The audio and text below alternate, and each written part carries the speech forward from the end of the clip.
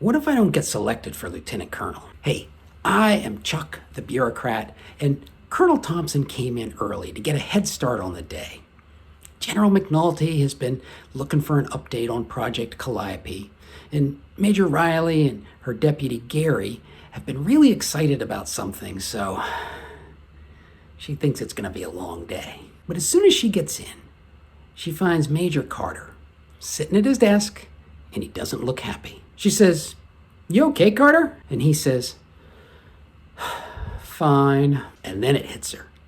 Today is the day before the Lieutenant Colonel Promotion Board results come out. And Major Carter's in his primary zone this year, and he's been really worried about it. It might seem strange that Major Carter is so anxious the day before the results come out, but there's an unusual tradition where the list of officers who are not selected for promotion gets released to their chain of command the day before the official results are publicly released. This way, leaders can take aside those folks who weren't selected and break it to them as gently as possible. And that is why Major Carter is looking so miserable today.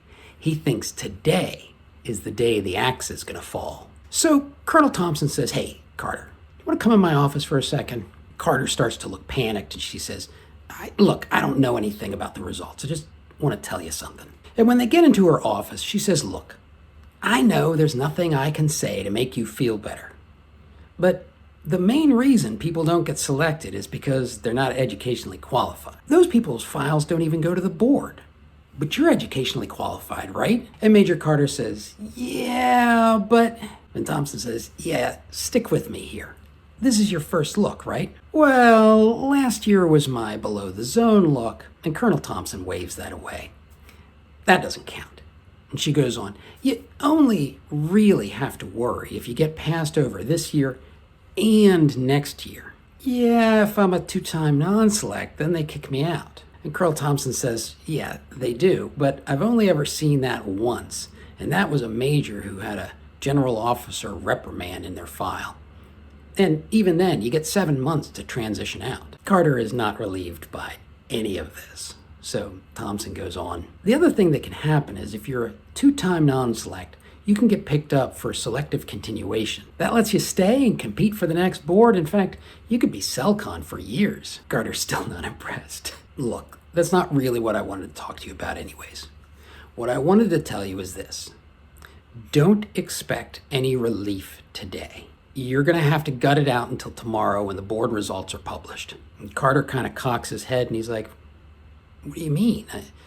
If I didn't get selected, then you or General McNulty will tell me.